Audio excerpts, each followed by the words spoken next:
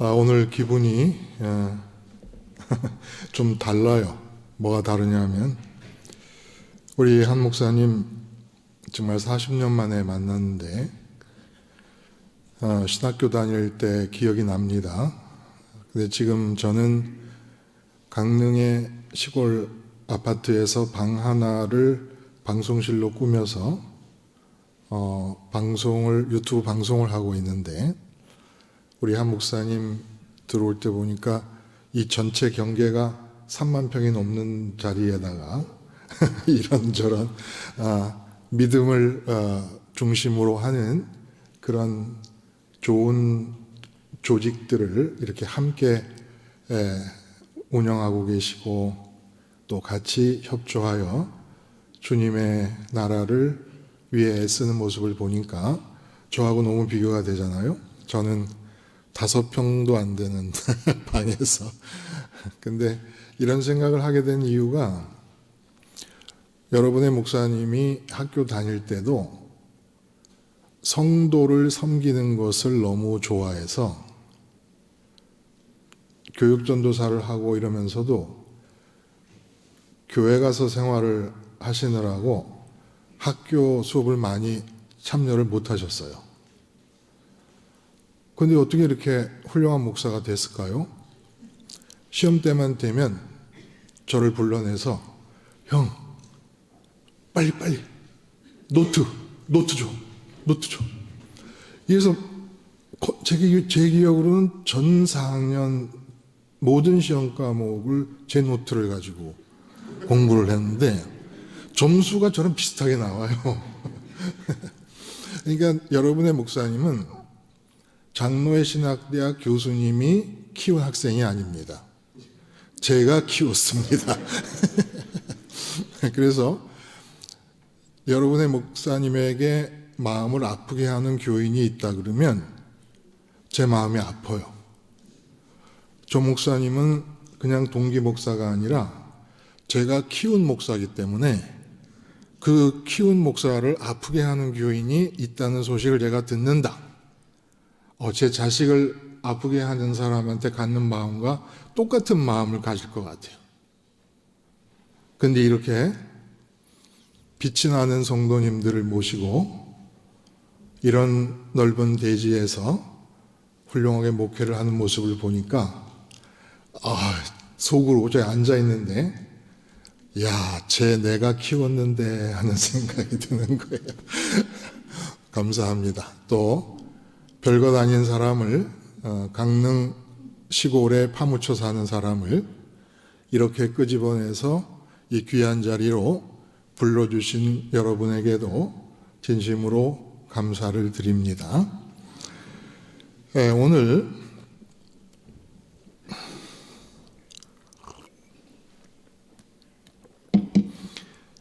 우리가 함께 읽은 그 본문 중심으로 예수님 따르는 법과 그 결과라는 제목의 말씀을 함께 나눕니다. 예수님 따르는 법과 그 결과. 예수님 따르는 것은 그냥 다른 말로 하면 예수님 믿는 거예요. 그리고 또 본문에는 따르는 것, 믿는 것, 섬기는 것을 같은 의미로 사용합니다. 예수님 믿는다. 그럼 예수님 따르는 것이고, 예수님을 따르는 게 예수님을 섬기는 거예요. 이제까지 내가 예수를 믿은 지가 얼만데 이제 예수님 따르는 법을 들어서 무엇을 하겠느냐라는 생각을 할 수도 있습니다. 나는 예수 따르고 있는데, 나 예수 잘 믿고 있는데. 제가 영락교에 있을 때 한경직 목사님의 글을 읽으면서 그 에피소드 중에 하나를 기억합니다. 몸이 불편하셔서 병원에 계실 때, 90살이 훨씬 넘으셨을 때였죠. 교계의 증경 총회장님들이 병문안을 오셨다가 이제 가시게 됐어요. 떠나시는 순간이 되자 증경 총회장님 중에 제일 형님뻘인, 아마 한 6, 7세 이상 되셨겠죠. 형님뻘인 목사님이 한 목사님한테 목사님 이제 저희 가야 되는데 좋은 말씀 해주시죠. 그러니까 목사님이 아예 무슨 증경총회장님들한테 제가 무슨 좋은 말을 할 게 있겠습니까? 그러지 마시고 언제 또 다시 찾아뵐지도 모르는데 말씀 한마디 해주세요. 그러니까 한 목사님이 목사님들 예수 잘 믿으세요. 이게 목사님들을 향하여 한 목사님이 하신 마지막 말씀이었습니다. 그 말씀을 듣고 제가 좀 충격적인 거예요. 평생을 교계를 위해 헌신하다가 총회장까지 하신 분들이 병문단을 오셨는데 그분들에게 한 목사님 생애의 마지막 유언처럼 하셔야 할 말씀 한마디가 목사님들 예수 잘 믿으세요. 그러면 목사님이 97세, 8세가 되셔서 마지막 생애 기간 동안에 갖고 계셨던 관심이 내가 예수를 잘 믿었는가를 돌아보던 것이었음을 알 수 있단 말이에요. 그러면 한 목사님도 혹시 대한민국의 개신교를 대표하던 목사님께서 예수를 잘못 믿었다는 생각을 혹시 하신 것일까? 온전하게 100점이라는 점수가 잘 믿는 믿음이라면 혹시 한 목사님 생각에 당신은 70점이나 60점쯤 예수를 믿는 거라고 이제야 깨닫고 계시다가 그것이 가장 큰 관심거리가 되시니까 마지막 유언처럼 증경총회장 목사님들에게 말씀을 하시는데 예수를 잘 믿으세요라고 말씀을 하셨을까? 한편으로는 위안이 되는 거예요. 나도 70이 훨씬 넘어서라도 내가 70년까지 저는 그냥 장로교 통합 측에서 태어났습니다. 유아 세례를 받고 세례 받고 그리고 목사가 되고 그냥 장로교맨이에요. 그런데 이렇게 70평생을 살고 나중에 돌이켜 봤을 때 예수님을 내가 평생 믿은 게 잘못 믿었다고 생각이 들면 한 목사님의 이 에피소드를 기억해서 나도 돌이키면 되겠구나라는 위안도 되더라고요. 그러나 한편으로는 무서운 거예요. 도대체 예수 믿는 게 뭔데 한경직 목사님이 마지막 생애의 마지막 구간에 내가 예수를 제대로 믿었는가를 관심하셨을까? 그리고 다른 증경 총회장을 하던 목사님들이 우르르 몰려오셨는데 그분들에게 예수 잘 믿으라는 말씀을 마지막 유언으로 해주셨을까? 겁나는 거예요. 그분들이 한 목사님이 한참 개신교를 대표하고 활동하실 때 내가 예수를 잘 못 믿지라는 생각을 하셨겠습니까? 자, 그러면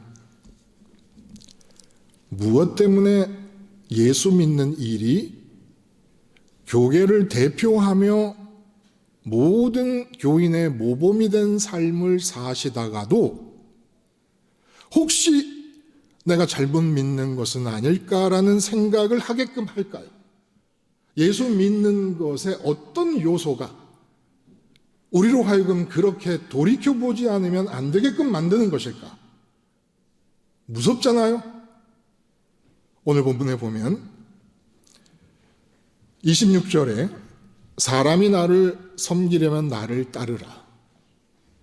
나 있는 곳에 나를 섬기는 자도 거기 있으리니 사람이 나를 섬기면 내 아버지께서 그를 귀히 여기시리라.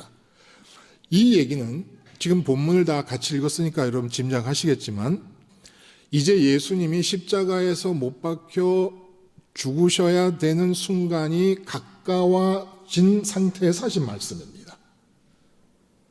근데 제자들에게 하시는 이 말씀 중에 이상한 것은 왜 나를 따르라는 말을 새삼스럽게 제자들에게 하실까? 이미 3년 동안 제자들은 예수님을 따랐잖아요. 그러면 이렇게 말씀하셔야 돼요. 너희가 3년 동안 나 따라오느라고 고생 많았다.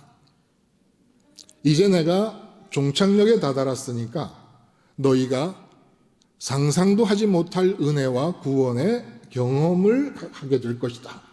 이렇게 얘기해 주셔야 되잖아요. 근데 3년 동안 이미 집 버리고 가족 버리고 예수님을 따랐던 제자들에게 새삼스럽게 십자가에서 못 박혀 죽기 직전에 나를 따르라는 말씀을 하시는 이유가 뭘까요? 왜냐? 3년 동안 제자들은 예수님을 따라본 적이 없는 겁니다. 한 번도. 어떻게 예수님을 안 따를 수가 있지? 집을 나와서 예수님만 따라다녔는데, 여러분, 이 점이 80년을 예수를 믿고도 예수를 잘못 믿고 끝내게 하는 요소라는 것이에요. 잘못 믿었는데 잘못인지도 모르고 끝나버립니다. 어떤 면이 그럴까요? 80억 중에 한 20억이 예수 믿는 사람일까요? 천주교까지 합쳐서?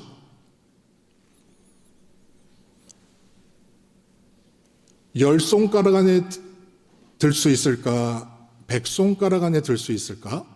예수 따르는 사람이 없습니다. 예수 믿는 사람 중에, 예수 믿는 목사 중에, 예수 믿는 장로와 권사와 집사 중에 예수 믿는 사람 중에 예수 따르는 사람이 없어요. 그럼 뭐하고? 나 예수 따르는데? 예수님을 따르는 것과 예수님을 앞세우는 것을 혼동하고 있어요. 모든 사람이. 예수님을 앞세운다는 건 뭘까? 양떼와 목자로 비유를 하자면 이런 거예요. 목자가 앞에서 걸어갑니다. 근데 양들이 뒤에 쫓아가면서 어이 목자, 그 오른쪽이 아니고 왼쪽으로 가. 왼쪽으로 가라니까, 오른쪽이 아니라니까. 양들이 목자에게 뒤에서 방향을 정해주면서 앞세우는 것입니다. 따른다는 것은 양들은 예수님이 어디로 나를 끌고 가는지 모르는 거예요. 양들이 보는 것은 예수님만 보고 뒷모습만 보고 따라가는 겁니다. 그럼 이걸 우리의 믿음으로 우리의 생활 현장으로 갖고 오면 예수님을 앞세운다는 게 뭘까?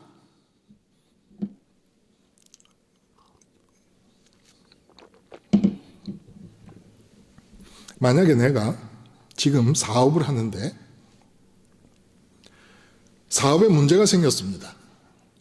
일주일 안에 돈 1억을 해결 못하면 부도가 나게 생겼어요. 그래서 그 부도 날 염려에 내 마음이 가득히 사로잡혀 있습니다. 그래서 어디서든지 1억이 생기기를 간절히 원해요. 그게 내 마음에 1차적으로 내 마음을 꽉 사로잡아요. 그리고 예수를 부르고 예수의 이름을 찾고 예수님께 기도합니다. 그러면 내 마음에 1차적으로 내 마음을 사로잡고 있는 그 사업 문제가 예수님을 앞세우게 될 수밖에 없어요. 건강 문제가 생겼어요. 그래서 내 마음에 건강이 회복됐으면 좋겠다라고 하는 소원이 생겨요. 이렇게 이 세상을 향해서 어떤 소원이 생기면 그 소원이 1차적으로 내 마음에 달라붙어 있는 상태에서 예수님을 부르면 예수님은 그 소원을 위해서, 소원이 해결되는 목표점을 위해서 예수님을 앞세워서 가는 게 될 수밖에 없습니다. 그런데 이 세상에서 이렇게 살고 있으면서 예수님 믿지 않는 사람이 몇 사람 됩니까? 집에서 자식이 문제면 자식 문제가 해결됐으면 좋겠다라는 마음을 가져요. 우리는 통합측 교단은 순복음교회처럼 노골적으로 이 세상에 대한 소원을 드러내서 강렬하게 간구하지 않아요. 점잖습니다. 근데 실제로 은근히 내 속마음으로 이 세상에 대해서 어떤 문제 해결이나 가졌으면 좋겠다는 소원이나 이런 것들이 마음에 먼저 자리를 잡고 나면 예수님을 불러도 하나님을 불러도 모두 내가 원하는 그 소원이 해결되는 목표점을 향해서 예수님을 앞세우면서 목자 대신 예수님 뒤에 따라가는 양으로서 예수님 이번 구간은 사업, 부도 해결 목표를 향해 가는 겁니다. 앞세울 수밖에 없어요.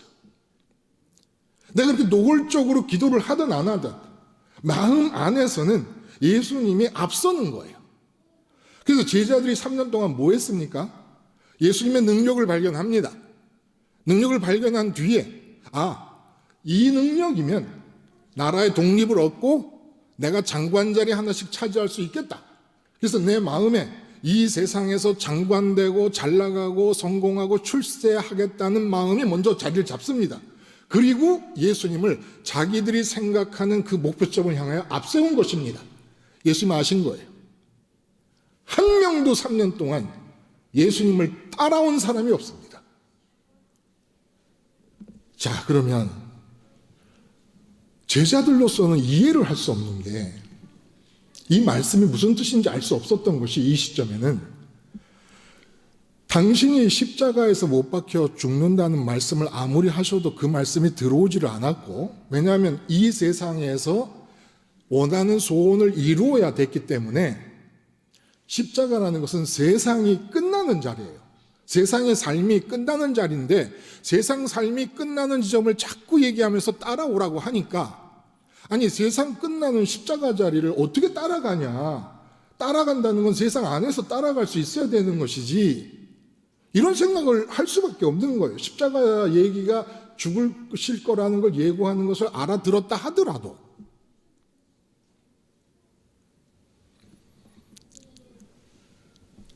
여러분 십자가에서 죽으실 걸 말씀하시면서 나를 따라오라고 하시면 어디로 따라가라는 거예요? 응? 그래서 이 십자가에서 못 박혀서 모든 사람을 내게 부르신다 그래요. 그러면 십자가에서 죽고 나면 세상 바깥으로 나가시는 건데 죽었으니까 부활도 세상 바깥으로 나가신 거예요. 안으로 다시 들어온 게 아니라 나사로가 다시 살아난 것은 죽었다가 세상의 삶으로 다시 들어온 것이지만 예수님의 부활은 세상에서 세상 밖으로 나가버리신 것입니다. 왜? 세상 안에 있으면 문이 다 잠겨 있는데 그냥 문도 안 열었는데 벽을 뚫고 이렇게 들어오실 수가 없어요. 시간과 공간 바깥에 계신다는 거예요. 눈에 보이지만. 그러면 어디로 따라갈 거예요? 3년 동안 제자들은 예수를 따른 것도 아니고 믿은 것도 아니었습니다. 세상 안에서 내가 소원을 먼저 가지고 예수님을 앞세워 갖고는 따를 수도 믿을 수도 없습니다. 그러면 이제 어떻게 갈 거예요? 세상 끝이는 십자가가 예수님을 따르기 위한 시작점이 되는 겁니다. 이 십자가가 시작점이면 어디로 따라가야죠? 사람들이 흔히 생각하듯이 십자가를 지고 고된 삶을 사는 게 십자가를 따르는 게 아니에요. 남편이 너무 마음에 안 들어. 시집 가서 한 달 만에 남편이 마음에 안 드는 걸 알고 30년, 40년을 남편을 마음에 안 든 채로 사는 것. 이런 거 십자가 따라가는 게 아니에요. 왜 예수님이 십자가에서 죽으면서 사람들을 부르고 나를 따라오라 그러셨을까?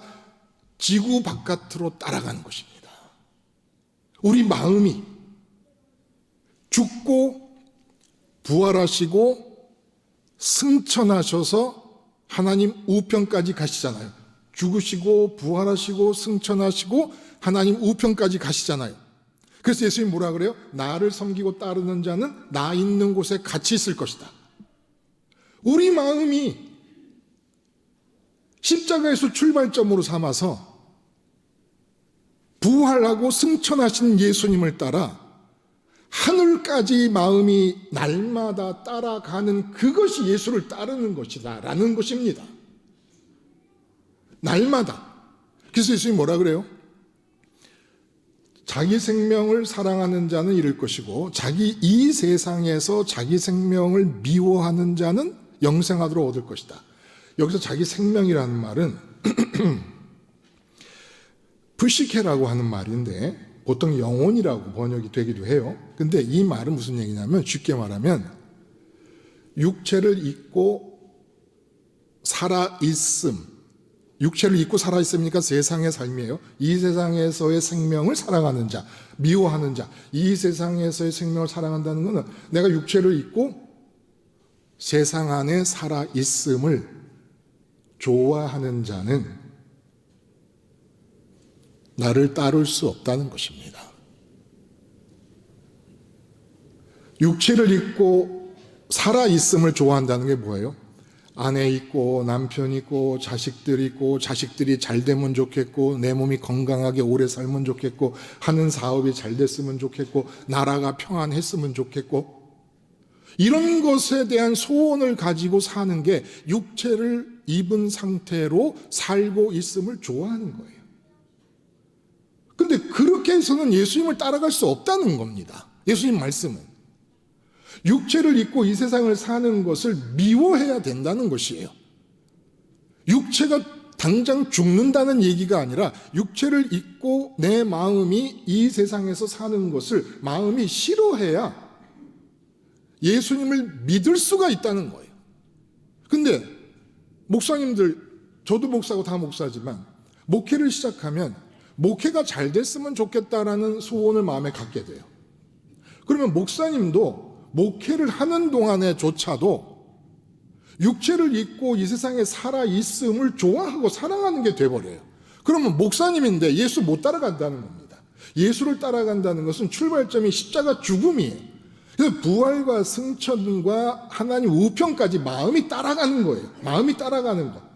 그러니까 이 세상이 마음이 좋아서 계속 육체에 붙어가지고 있으면 못해요. 그래서 뭐라고 말씀하시냐면 골로새서 2장 같은 데 보면 또 그리스도 안에서 너희가 손으로 하지 아니한 할례를 받았으니 곧 육의 몸을 벗는 것이요 그리스도의 할례.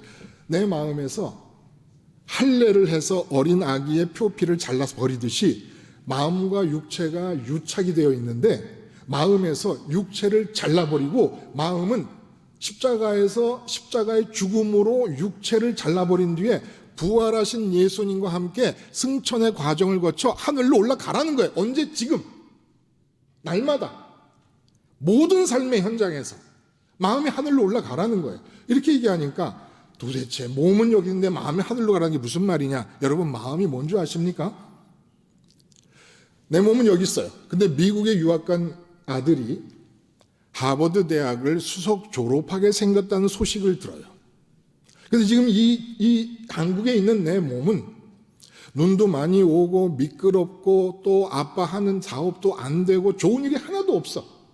그러니까 마음이 기쁨이 하나도 없어. 근데 미국에 유학 간 하버드 대학생인 아들이 수석 졸업을 한다니까 여기 몸이 있는데도 내 마음이 기뻐. 왜 그런 줄 아십니까? 마음이 태평양을 건너 미국에 있는 아들에게 갔기 때문에 그곳에서 발생하는 그 기쁨을 마음이 그대로 흡수하는 것입니다. 그래서 몸은 이곳에 있고 내 몸을 둘러싸고 있는 환경은 좋은 게 아무것도 없어도 마음이 미국의 그 아들에게 수석 졸업하는 아들에게 가 있으면 아들에게서 발생하는 기쁨이 그대로 마음에 전달이 되는 거예요. 무슨 일이 있어도 육체가 있는 곳에 마음이 항상 같이 있는 게 아니기 때문에 사도 바울이 뭐라 그러냐? 너희 육체로부터 마음을 잘라내라. 이게 십자가에서 죽은 예수님과 함께 내가 예수님과 함께 죽었습니다 라고 고백하잖아요. 예수님과 함께 내가 죽었습니다 라고 고백하는 게 내 마음에서 육체를 잘라내는 것이라는 거예요. 왜? 왜 잘라내야 돼? 예수님을 따라가야 되니까. 예수님을 따라가려면 육체와 마음이 붙은 상태에서 육체로 만날 수 있는 기쁨을 추구하고 기쁨을 만족을 원하면서 사는 동안에는 십자가에서 지구 바깥으로 나 있는 부활과 승천과 우편까지 보좌 우편까지 가는 그 길을 따라갈 수가 없어요. 그래서 3년 동안 제자들이 그렇게 열심히 따라다녔지만 아무도 예수를 따른 게 아니었고 예수님을 앞세웠던 거예요. 앞세웠던 거. 그래서 양떼가 뒤에서 목자를 향하여 아이 목자, 요번에는 사업.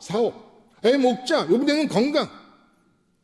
그게 다른 교단처럼 우리가 막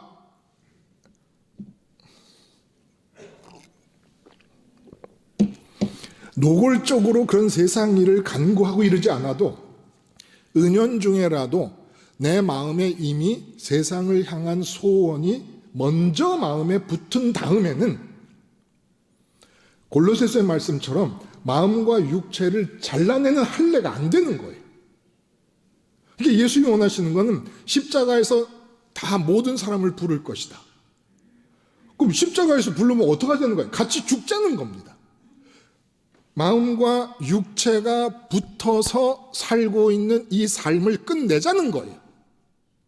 그래서 마음이 분리돼서 예수님의 죽고 부활하시고 승천하신 그 예수님의 몸을 내 마음이 입고 올라가라는 거예요, 하늘에. 그래서 여러분, 로마서나 갈라디아서 이렇게 얘기해요. 오직 예수 그리스도로 옷 입고, 또 갈라디아서에서도 그리스도로 옷 입었느니라. 왜 그리스도라고 할까? 왜 그리스도라고 하는지 아세요, 여러분? 예수님도 우리처럼 인간으로 오셔서 몸 하나를 입고 인간이 되셨습니다. 근데 예수님의 차이점은 뭐냐면 십자가에서 죽고 부활하고 승천하셔서 보좌 우편까지 이르신 그 예수님의 몸은 그리스도예요. 그리스도라는 것은 그 예수님의 하나의 몸이 십자가에서 예수님과 연합하는 수백, 수만, 수십만, 수억의 사람들이 마음으로 입을 수 있는 몸이 된다는 거예요. 그래서 우리 몸은 아무리 우리 몸을 내줘도 다른 사람의 마음이 우리 몸을 입을 수가 없어. 근데 예수님을 왜 그리스도라고 그러냐면 분명히 한 인간으로 태어나셨지만 예수님의 몸은 십자가에서 죽음부터 시작해서 부활의 과정, 승천의 과정, 하나님 보좌 우편까지 이르는 과정 속에 예수님의 몸이 있을 거 아닙니까? 그 몸은 예수님과 십자가에서 내가 함께 죽은 자입니다라는 고백을 생활 속에서 해나가는 모든 사람의 마음이 예수님의 몸을 입고 하늘로 가는 거예요. 이게 예수님을 따르는 것이고, 예수님이 뭐라 그래요? 나를 따르는 자는 내가 있는 곳에 나와 함께 하리라. 그러면 아버지께서 귀중히 여기시리라. 무슨 말입니까? 내 마음이 십자가에서 주님, 저는 이 세상에 대해서 주님과 함께 죽은 자입니다. 그러면 내 마음이 예수님의 몸을 입어요. 그러면 부활할 때 예수님의 몸 안에 내 마음이 들어있어요. 그래서 사도 바울은 그리스도 예수 안에서 계속해서 그리스도 예수 안에서라는 얘기를 해요. 근데 우리는 막연하게 그리스도 예수 안에서라는 게 무슨 말일까? 그냥 예수 믿는다는 얘기겠지. 예배당 안에 들어가면은 그리스도 예수 안에 있는 거겠지. 이런 식으로 생각을 할 수도 있어요. 근데 아니에요. 우리 마음이 우리 육의 몸을 벗고 육의 몸을 할례하듯이 잘라버리고 십자가에서 예수님의 몸을 입고 부활 때 예수님의 몸을 입고 우리 마음이 같이 부활하고 같이 승천하고 같이 우편까지 가면 하나님이 보실 때 앞에 예수님 몸이 있어요. 근데 그 예수님 몸 안에 한양국이라는 사람의 마음이 들어가 있어. 그럼 하나님 어떻게 치냐? 한양국이를 보는 게 아니라 예수님이 독생자이기 때문에 독생자처럼 여기신다는 거예요. 그래서 하나님께서 나를 아들로 삼으신다는 이 말씀은 십자가에서 함께 죽어서 내 마음이 예수님의 몸을 입고 하늘로 따라 올라가서 예수님이 우편에 계실 때 그 예수님 몸 안에 내 마음이 들어있으면 하나님이 보시고 태승철의 마음, 한양국이 마음, 여기 김장로님 마음, 박장로님 마음 다 들어가 있구나. 그럼 넌 내 외아들과 같은 취급을 받게 될 것이다. 이게 하나님께서 소중히 여기신다는 거예요. 예수님의 몸은 하나지만 그리스도로서의 몸이기 때문에 80억 인구가 전부 각자 십자가에서 예수님과 함께 세상에 대해서 죽어서 이 세상에서 살아있음을 싫어해서 하나님 아버지 계신 곳으로 예수님을 따라 끝까지 가려고 마음을 먹는다면 예수님의 몸은 누구에게나 여러분 한 사람 한 사람의 마음이 입는 자가용 몸이 된다는 것입니다. 이 자가용 몸을 입고서만이 예수님 계신 하늘까지, 하나님 우편까지 따라갈 수가 있는 거예요. 그래서 여러분, 앞에 밀알에 관한 얘기는, 한 알의 밀이 땅에 떨어져 죽지 아니하면 한 알 그대로 있고 죽으면 많은 열매를 맺느니라. 이게 무슨 말일까요? 우린 이 규절을 잘못 생각하면 한 사람이 희생하면 여러 사람이 덕을 본다 이렇게 생각할 수 있어요. 그 말씀이 아니에요. 예수님이 육체를 입고 있는 한 인간의 모습인 것은 우리랑 똑같잖아요. 근데 예수님의 마음은 이 땅의 인간으로 사시는 동안에 마음이 어디가 있습니까? 하늘에 계신 아버지께 가 있습니다. 우리는 마음이 육체에 붙어가지고 이 땅에서 뒹굴면서 다녀요. 예수님이 바리새인들을 향하여 독사의 새끼들이라 그래요. 왜 독사의 새끼들이라 그랬을까? 바리새인들이 입으로는 하나님 얘기를 하는데 마음이 좋아하고 마음에서 갖는 소원은 전부 땅에 있는 것들이야. 근데 뱀이 어떻게 하고 다녀요? 땅을 기어다녀. 하나님의 이름을 부르는 자가 그 마음으로 가지고 싶고 이루고 싶고 소원하는 것은 전부 땅에 있어. 그러면 이 세상에서 살아있음을 너무 좋아하는 거야. 그러니까 마음의 배를 땅에 붙이고 땅의 것만 좋아서 먹고 싶어 하면 그게 뭡니까? 독사의 새끼들이라는 거예요.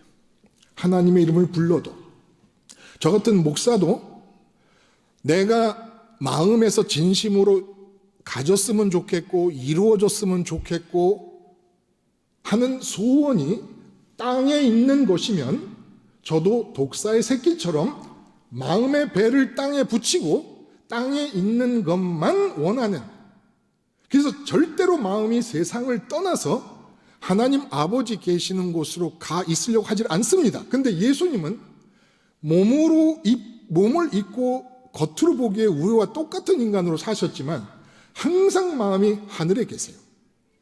마음이 육체와 붙어 있지 않고 예수님의 마음과 몸은 칼로 자르듯이 째져서 마음은 하늘에 아버지께 가 있고 육신은 육신대로 땅에서 따로 살았단 말이에요.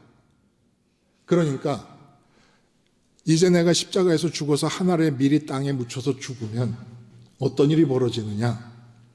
나와 똑같이 마음은 세상 밖으로 나가 하늘에 계신 하나님께 가 독생자의 자리에 있게 되고, 왜냐하면 내 몸을, 예수님이 내 몸을 입고 하늘에 머물게 되고, 나처럼 몸은 이 땅에서 살아가는 나와 똑같은 형태의 수많은 사람들이 생겨날 것이다.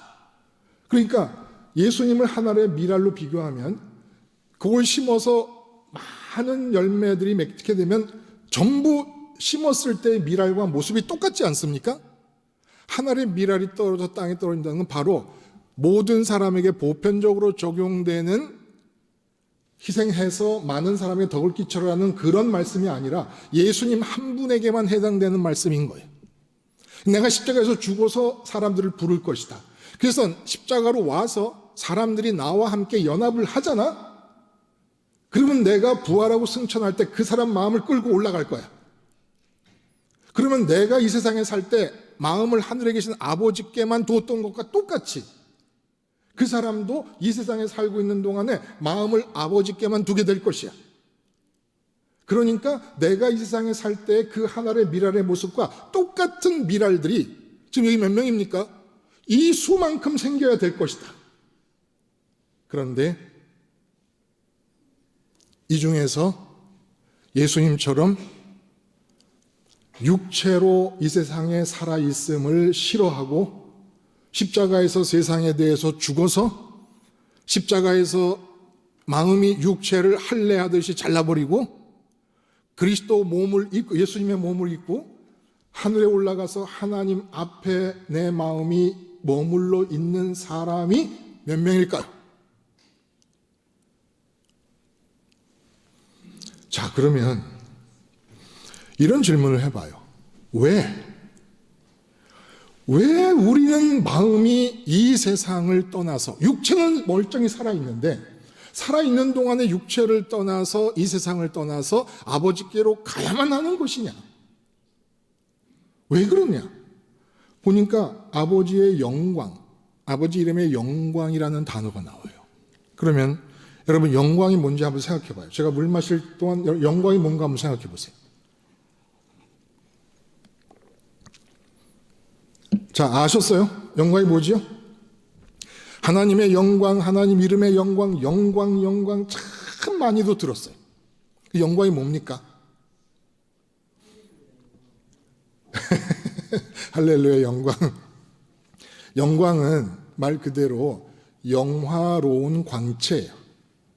근데 하나님이 영광을 받으신다라고 하는 뜻은 무슨 뜻이냐 하면, 지금 바깥에 예배당에 들어오지 않고 있는 많은 사람들의 의식에서는, 그 사람마다 의식의 무대가 있잖아요. 의식이라는 게 있잖아요. 그 의식에서는 하나님께 조명이 비치지 않아요. 뭐냐면 그 사람 의식에서는 하나님이 어둠 속에 있어. 의식을 안 한다는 거예요. 근데 하나님께 영광이 돌아간다는 거는 우리 의식에서 하나님이 조명을 받고 계실 뿐만 아니라 1등을 한다는 거예요.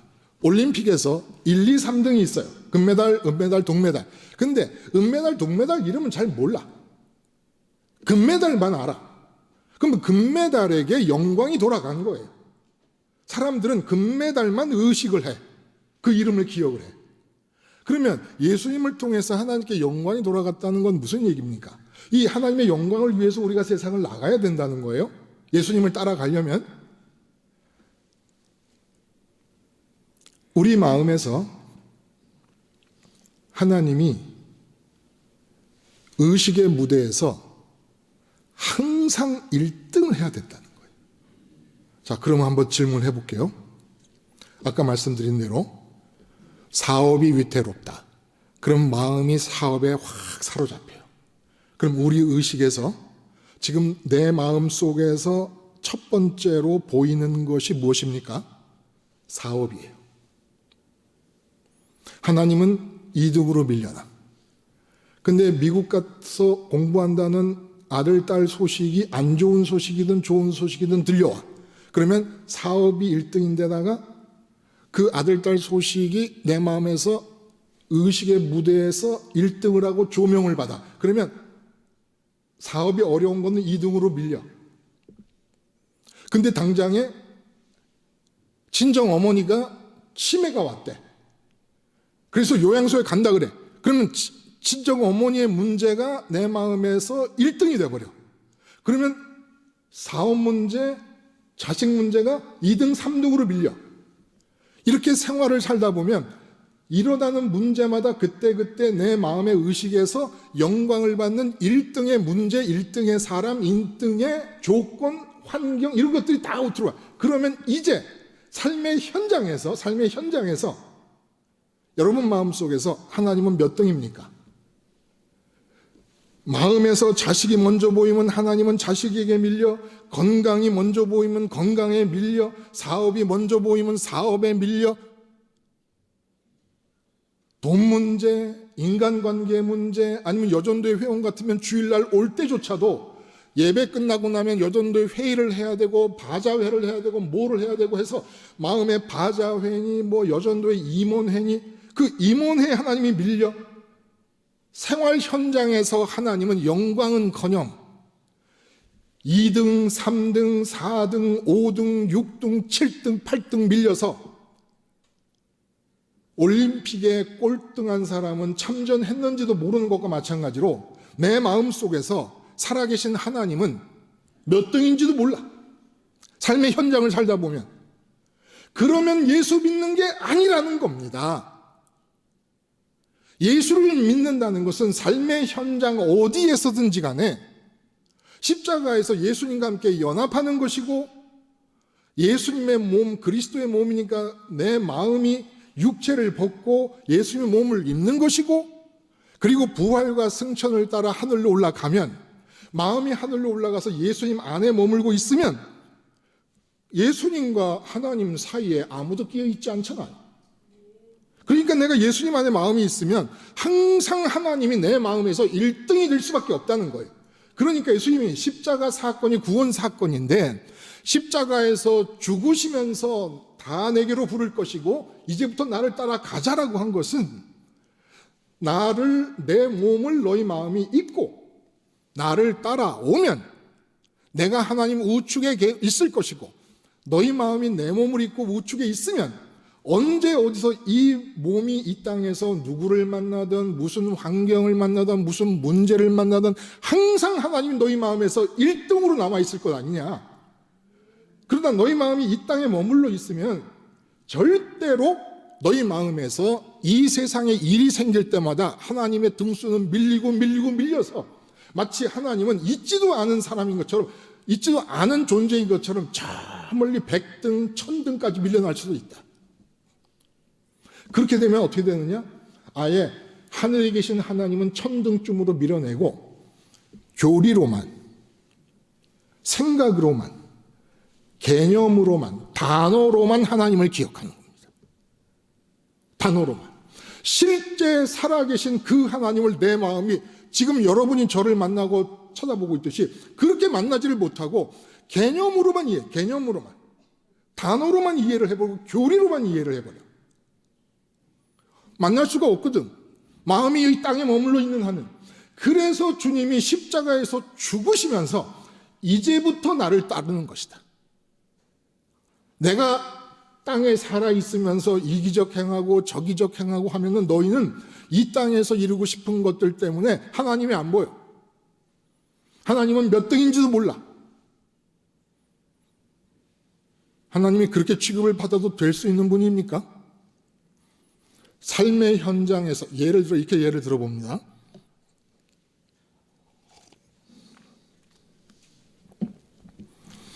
알러지가 있어서 알러지약을 먹으니까 입이 이렇게 말라요.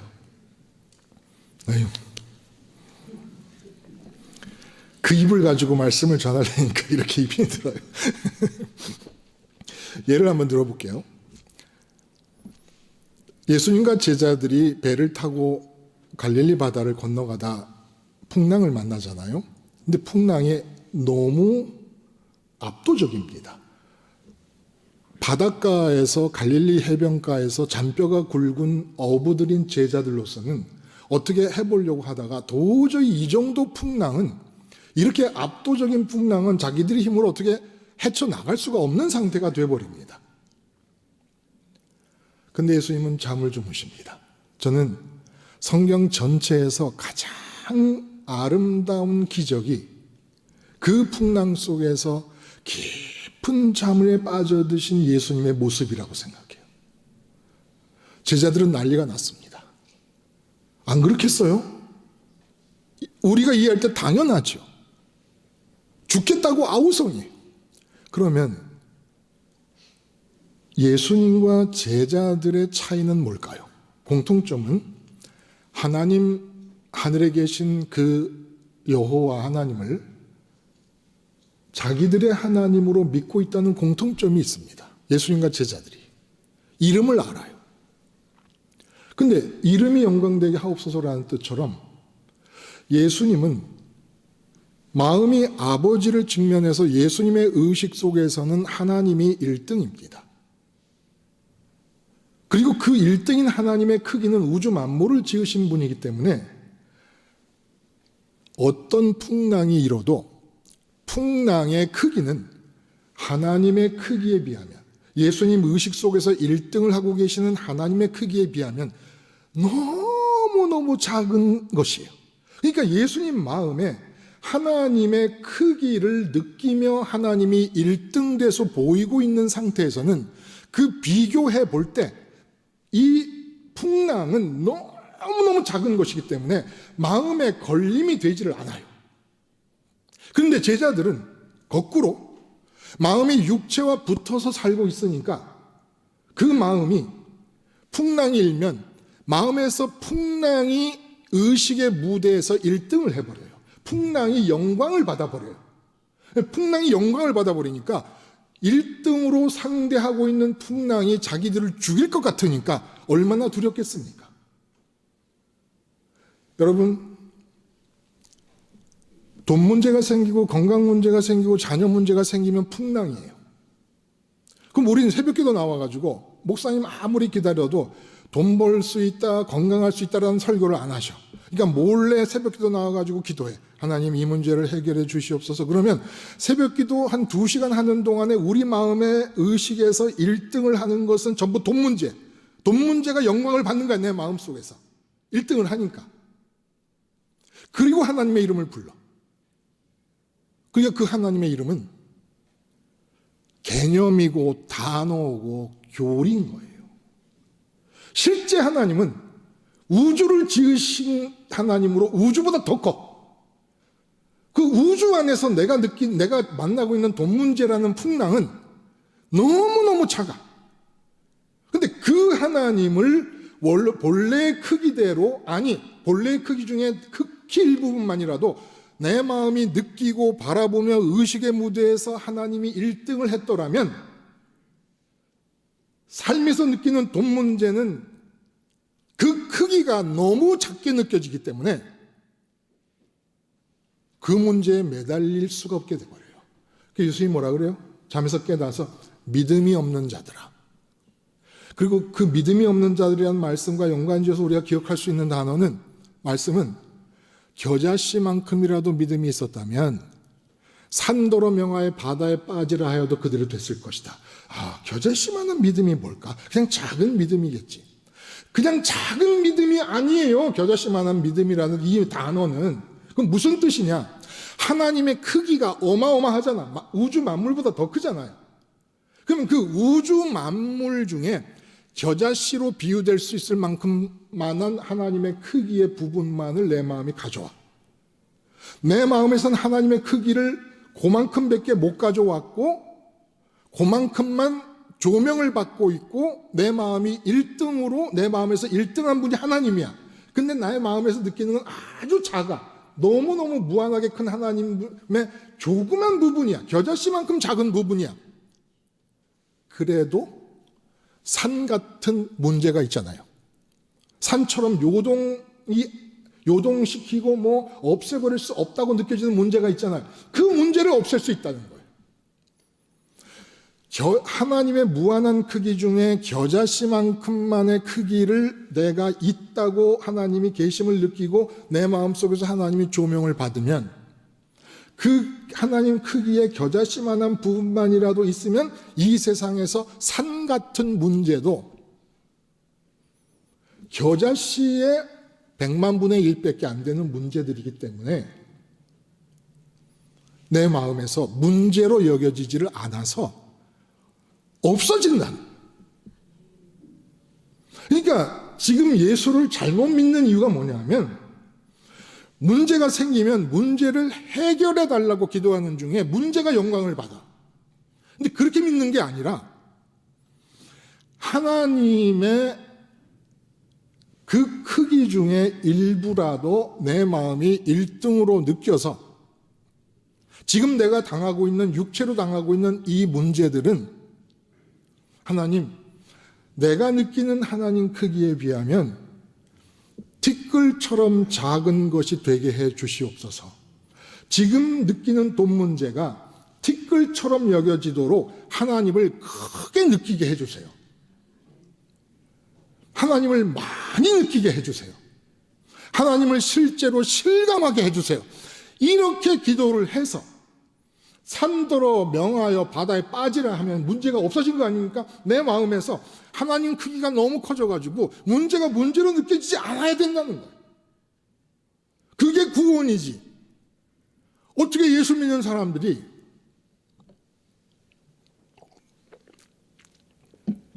문제를 마음속에 붙잡고 하루고 일주일이고 1년이고 그 문제가 해결되도록 1년 내내 그 문제가 1등하는 동안에 하나님은 3등인지 4등인지 5등인지 6등인지 알 수가 없다는 거예요. 그러니까 예수님이 풍랑 만난 비에서 이랬던 것처럼 하나님께 영광을 돌린다는 건 이 세상의 몸이 어떤 문제에 임하더라도 예수를 따라가서 그 문제를 소원하려는 마음 갖지 말고 예수를 따라가서 마음이 하나님을 직면하고, 마음이 하나님을 내가 있다고 느끼고 있다고 실감하는 거예요. 있다고 교리로 고백하는 게 아니라 마음에서 있다고 실감하면서 하나님의 크기대로 점점점 크게 느끼게 되면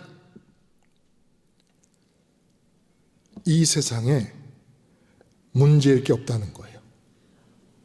그러니까 문제가 다가오면 문제가 영광받게 하지 마요. 돌려버려. 롯의 아내가 돌아보다가 망했잖아요.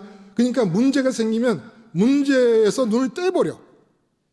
그리고 문제가 아니라 하나님이 영광받아야 된다. 그럼 어떻게 해야 되냐? 내 마음이 이 세상을 떠나. 어떻게 떠나냐? 십자가에서 함께 죽어야 된다. 그리고 부활 승천하신 예수님을 따라 마음이 하늘로 올라가게 해 주시옵소서. 예수님의 몸을 입고 하늘로 가서 하나님을 직면하게 해 주시옵소서. 하나님을 직면하여 하나님을 지금 여러분과 제가 바라보듯이 그렇게 바라보며 하나님의 살아계심을 실감하며 하나님의 크기를 많이 느끼게 해 주시옵소서. 어느 정도로 많이 느끼게 해줄까? 하나님 그러시면 지금 있는 문제가 되지 않을 만큼이라도 하나님을 크게 느끼게 해 주시옵소서. 감히 하나님을 1등으로 봐야 될 내 의식이, 내 마음이 이 세상의 문제 같은 곳에 다 뺏겨버리고 말아버린다는 거예요. 여러분, 베드로가 똑같은 사내들인 법정에 있었습니다. 다 아시는 얘기잖아요. 예수님이 심판받을 때 너무너무 무서워서 예수님을 3번 부인하고 저주까지 합니다. 그런데 십자가에서 예수님이 죽는 모습을 봐요. 충격이었어요. 죽은 분이 부활하신 것을 만났어요. 충격이죠. 그리고 자기들이 보는데 보는 앞에서 예수님이 하늘로 올라가십니다. 충격인 거예요. 이 충격을 받으면서 죽음의 충격으로 세상을 빠져나와, 십자가 충격으로, 부활의 충격으로 세상 바깥에서 다른 대상을 찾게 된 거예요. 근데 하늘로 올라가니까 하나님이 계신 곳으로 마음이 예수님을 따라 그대로 빨리 들어가는 거예요. 모든 제자들이. 예수님을, 그러니까 마치 공항에서 한시도 못 보면 줄 것 같은 애인이 유럽의 지사 일 때문에 떠날 때, 자기 나 헤어지기 싫은데 잠깐 있어. 내가 2달만 일 끝내고 곧바로 돌아올 거야. 그러면 공항에서 이 한국에 남아있는 애인의 마음은 유럽으로 떠나는 그 애인의 마음을 따라 유럽으로 가버리는 겁니다. 그런 것처럼 제자들은 충격적이었던 거예요. 보는데 예수님이 하늘로 올라가. 부활하신 예수님이. 그러니까 마음이 전부 하늘로 올라가 버렸어. 그리고 나서 산헤드린에 다시 서게 됩니다. 그때 산헤드린 회원들이 뭐라 그래요? 다시는 예수를 전하지 말라. 그러니까 베드로가 뭐라 그래? 살아계신 하나님 앞에서 너희 말 듣는 것이 옳은지 하나님 말씀 듣는 것이 옳은지 너희가 판단하라. 그러면 이전에 산헤드린 때 예수님이 재판받을 때는 하나님이 없었나? 그때도 하나님은 계셨는데, 지금과 마찬가지로 똑같이 하나님은 계셨는데 뭐가 다를까? 예수님이 승천하심을 따라 마음이 예수님과 붙어서 하늘로 올라가 버렸으니 무슨 일이 일어난 겁니까? 베드로 마음이 하나님을 직면하며 산헤드린 공회 때, 이전에는 마음이 땅에 있었기 때문에 산헤드린 공회가 예수님을 죽일 수도 있다라는 그 권력 앞에서, 그 권세 앞에서 무서워 벌벌 떨었던 거예요. 그러니까 산헤드린의 권세가 영광을 받고 1등이 돼버린 거야. 하나님은 몇 등인지 몰라. 그런데 예수님을 따라 하늘로 올라가고 나니까 하늘에서 마음이 하나님을 바라보고 있어. 예수님 몸을 입은 상태로 하나님을 직면하고 있어. 그러니까 마음에서 지금 하늘에 올라간 마음이니까 하나님이 막 1등인 상태로 조명을 쫙쫙 받고 있어. 근데 어디서 뭔가 아득하게 산헤드린 소리가 들려. 베드로, 너 예수 전하면 넌 죽는다. 까마득하게 들려. 우리 돈 문제가 생겨. 돈이 외치는 거야, 우리를 향하여. 너 나를 우습게 알면 안 돼. 돈 없으면 너는 망할 거야 하는데 마음이 예수님 따라 하늘로 올라가서 하나님을 직면하고 있으니까 그 돈 소리가 까마득하게 들려. 몸이 여기저기 찌그렁 빠그렁 아파와요. 옛날 같으면 간에 좋은 약, 심장에 좋은 약, 뼈에 좋은 약, 관절에 좋은 약, 온통 약만 찾아. 근데 마음이 예수님 따라 하늘로 올라가고 나니까 건강이 외치는 거예요. 내 몸의 건강을 무시하지 마라. 장수가 최고다. 건강이 잃으면 다 잃는 것이다 하는데 아무리 건강이 외쳐도 내 마음에서 조명을 받지 못해. 영광을 받지 못해. 왜? 예수님을 따라 마음이 하늘로 올라가서 하나님을 뵙고 있으니까 하나님이 찬란한 조명 가운데 하나님이 계신다. 하나님의 존재감. 지금 여러분 마음속에 제 존재감이 엄청날 거예요. 보고 있으니까. 이렇게 삶의 현장 어디에, 직장이든 가정이든 무슨 일을 만나든 하나님의 존재감이 묵직하게 자리 잡니다.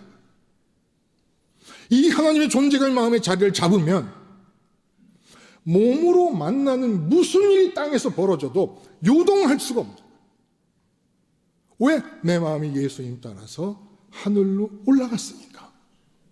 그러면 궁금할 거예요.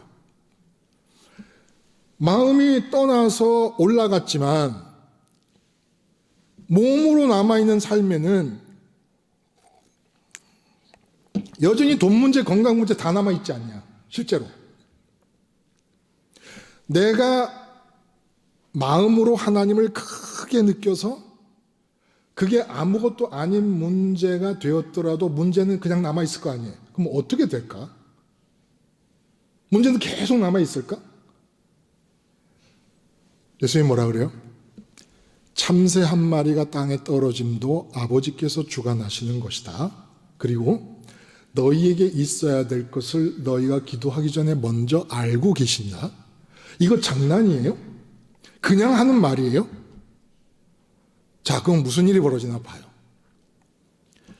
내가 돈 문제가 생겼는데 돈 문제가 내 마음에서 영광받는 것을 못 견디겠어. 이제는 감히 돈 문제 따위가 어떻게 내 마음에서 1등을 할 수가 있어. 그래서 예수님과 함께 돈 문제에 대해 십자가에서 죽어. 생활 현장에서.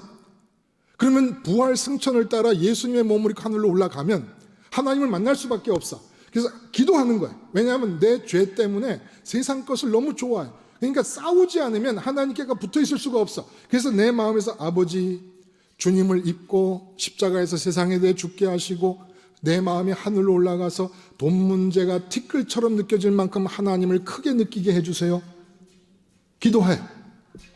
싸움이에요. 기도는 그냥 저절로 되는 게 아니란 말이에요. 그러면 돈 문제는 어떻게 될까요? 하나님이 손을 댈래도 그전에는 손을 댈 수가 없어. 여러분이 당한 모든 문제는 하나님께 다 계획이 있습니다. 다 기도 안 해도 돼. 여러분의 문제는, 이 육체로 만나는 문제는 기도 안 해도 돼. 오직 우리의 기도는 예수님 따라 하늘로 올라가서 하나님이 내 마음에서 1등 되게 해주시고 크게 느껴지게 해주세요 하면 돼. 그럼 이 세상 문제는 하나님이 다 알아서 하시는데 하나님이 다 알아서 하신 것 같은 느낌이 좀 적거나 없다. 왜 그럴까요? 하늘에서 이 세상을 보고 계시는 하나님에게는 우리와 문제를 느끼는 크기가 달라. 제가 카나다에 있을 때 로키 산맥을 안으로 들어가서 로키 산을 바로 앞에 두고 보면 웅장함을 말할 수가 없어요. 그래서 어떤 분은 그 로키 산맥의 웅장함을 보고 이민을 온 사람도 있어. 근데 제가 비행기를 타고 밴쿠버 공항에 내리기 위해서 로키 산맥을 넘어갈 때 그 비행기 아래서 보면 그 웅장한 로키 산맥이 성냥개비 하나만 해. 그러면 어느 크기가 진짜 크기일까요? 로키 산맥은. 앞에서 바라볼 때 웅장함이 진짜 크기일까? 비행기에서 바라볼 때 느끼는 그 성냥개비만한 게 진짜 크기일까? 그러면 우리가 땅에서 느끼는 문제를 하나님이 바라보실 때 그 문제의 크기는 어느 정도일까? 작겠지요. 그러면 하나님은 위에서 우리가 느끼는 문제를 작은 문제라고 여기며 계획을 세우시는 거예요. 근데 우리는 그 문제를 마음이 땅에 있으면 큰 문제로 붙잡아 버려. 그러니까 하나님이 작은 문제로 여겨서 계획을 다 세워 놓으셨지만 우리가 크게 이거 마음을 붙잡아 버리니까 그 문제를 해결하실 수가 없어. 우리가 방해가 돼가지고 계속 돈 문제를 바라보고 있는데 돈 문제를 바라보면 바라볼수록 점점점 커져. 마치 그 아이맥스 영화관에서 곤충의 세계를 이렇게 필름으로 돌릴 때 카페트에 있는 곤충, 그 벌레 하나의 집게가 아이맥스 영화관 전체에 비치면 갈고리가 이렇게 돼 있습니다. 그럼 그 아이맥스 영화관에서 보는 그 크기대로라면 사람 한 10명쯤은 한꺼번에 갈고리를 끊어버릴 수도 있어. 실제로는 카페트 속에서 보이지도 않아. 이 세상 문제는 내가 마음에 두고 보면 볼수록 점점 커지는 거예요. 그래서 카페트 속에 숨겨 있어서 보이지도 않을 문제가 내가 마음으로 보고 있고 또 보고 있다 보니까 아이맥스 영화관에서 카페트 속에 그 곤충의 갈고리만큼 커진 거야. 그래서 막 두려워 도망가요. 막 도망다녀. 근데 하나님은 위에서 보실 때 그 문제는 카페트 속에 숨어서 보이지도 않는 정도의 문제야. 하나님이 보실 때는. 그래서 그 문제에 맞게 다 계획을 세워 놓으셨어. 근데 내가 그렇게 크게 문제를 보고 도망다니고 있으니까, 그리고 내가 그 문제에 대해서 대처하고 방법을 생각하고 주여 주시옵소서, 해결해 주시옵소서 이러고 끼어안고 있으니까 하나님이 어떻게 해볼 수가 없어. 그러니까 문제가 생겼잖아요. 그러면 비행기 타듯이 예수님 몸 타고 하늘로 올라가서 보란 말이에요. 왜 그 문제를 마음이 땅에 있으면서 그렇게 보고 또 보고 하면서 큰 문제를 자꾸 확대하느냐 말이에요. 그러니까 하나님이 조그마한 문제로 여기시면서 해결할 걸 다 계획을 해 놓으셨는데 아무것도 못 하셔. 자, 여기까지 하면 한경림 목사님처럼 예수를 내가 잘 믿었나? 라고 돌아볼 필요 없어요. 다 그렇게 해왔어요. 저는 십자가 생활화를 외칩니다. 십자가 생활화가 뭐예요? 내 마음이 이 땅에 머물러 있으면서 내 마음에서 하나님 말고 다른 대상들이 첫 번째 의식의 대상이 되고 조명을 받는 그걸 발견할 때마다 돈 문제가 1등인 제 마음, 주님과 함께 십자가에서 죽습니다. 제 마음은 주님 부활하시고 승천하시고 우편까지 올라가신 그 길을 따라서 마음도 같이 올라가 지금 몸으로 만나는 이 문제가 티끌처럼 여겨질 수 있을 만큼 하나님을 크게 느끼게 해주세요. 그렇지 않으면 제 마음은 세상에 먹혀버리고 맙니다. 세상이 큰 것으로 느껴져 버리고 맙니다. 아버지의 십자가에서 주님과 함께 죽게 해주세요. 생활 현장에서 내 마음을 바라보며 하나님의 영광이 가려져서 하나님이 2등, 3등, 4등, 5등, 100등으로 밀려나는 이 상황을 십자가로 끝내는, 그리고 하나님을 크게 바라보면 이 세상 문제는 다 하나님 계획이 있어요. 근데 위에서 바라보실 때의 그 크기에 맞추어진 계획인 거예요. 우리가 그 문제를 크게 보면 절대로 하나님의 계획을 수행해 나갈 수가 없습니다. 그래서 제가 마지막으로 예언해요. 예언 같은 거 저 안 하는데 해요. 목사님이 50분만 하라 그랬는데 벌써 훨씬 시간이 넘어가 버렸어. 나 이제 큰일 났어. 요 아바데바 끝낼게요. 삶을 열심히 살고 믿음을 대충 하잖아요. 그러면 저주와 죄가 찌든 삶을 벗어날 수가 없습니다. 믿음을 철저하게 하는 거예요. 믿음이 여러분의 진짜 직업입니다. 예수님 십자가를 붙잡고 사는 게 진짜 직업이에요. 평생 직업, 은퇴 없는 직업이야. 그래서 믿음을 철저하게 하잖아요. 삶은 완전히 공짜로 살게 됩니다. 다 하나님이 하십니다. 근데 거꾸로 살았던 거야. 삶은 철저히 해. 6일 동안. 그리고 일주일 하루나 예배드리면서 믿음은 대충 해.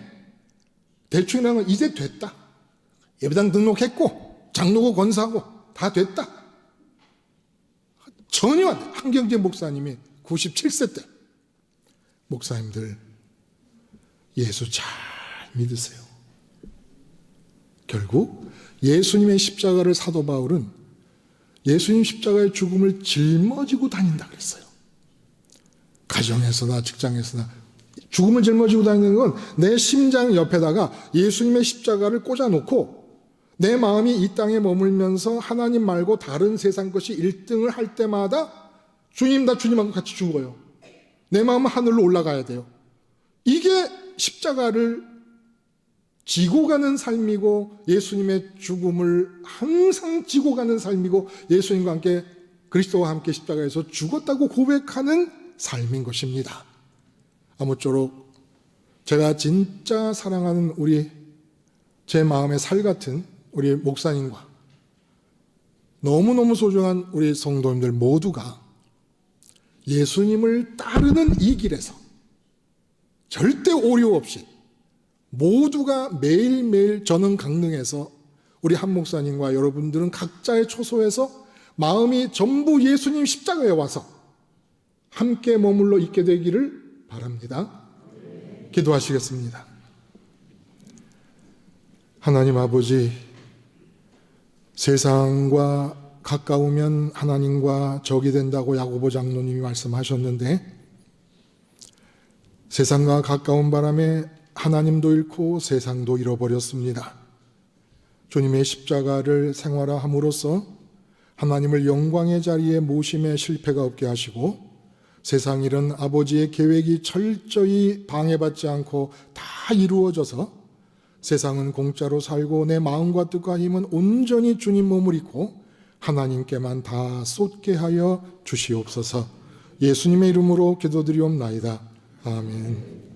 활빈가족 소식란을 보도록 하겠습니다. 저희 교회 처음 오신 분들을 진심으로 환영합니다. 그리고 오늘은 일일 재직 수련회 겸 부흥사경회로 예배를 드렸습니다. 좀 오랜 시간이 지났지만 참 우리가 평생 듣기 참 어려운 말씀을 듣지 않았나 생각이 들고 우리 태 목사님의 말씀을 들으니까 어저께 저녁에 제 모습이 생각이 나더라고요. 6시까지, 한 오후 6시까지 일일 부흥사경회 준비를 대충 마치고 이제 모든 교육자들이 돌아간 후에 저는 남아서 마음이 불안해서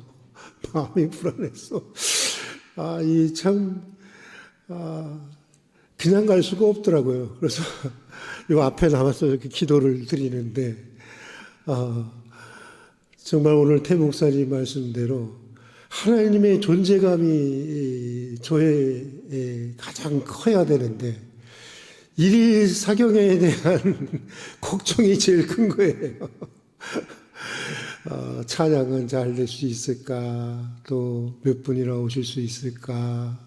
뭐 여러 가지 생각들, 근심들, 걱정들. 가만히 보면, 제 마음의 가장 중심적으로 차지하고 있는 것은 존재감은 하나님이 아니라 목회예요, 목회. 그렇게 근심하고 걱정하는 동안에 제 마음속에 이런 생각이 들더라고요. 야, 하나님이 꼭 그렇게 부르는 것 같았어요. 너는 나를 얼마나 믿니? 그러시는 것 같았어요. 그리고 한참 한 시간 반, 2시간 정도 씨름하다가 평안한 마음으로 내려갔습니다만은 참 우리 그렇습니다. 우리 예수 믿지만 하나님의 존재감이 얼마나 되는지 정말 목사로서도 늘 부끄럽지만 또 도전해야 할 큰 과제가 아니겠는가. 늘 주님을 따를 수 있는 우리 활빈교회 성도들이 될 수 있기를 주님의 이름으로 축복합니다. 네, 그리고 우리 교회 모임 오늘 금요기도회는 안수 집사 주관으로 드리고요. 식당 설거지 담당은 사라요전도에서 맡아서 하시겠습니다. 그리고 우리 환우들을 위해서 선교 후원하는 교회를 위해서 그리고 2월의 중보기도 제목을 위해서 기도해 주시기를 바랍니다.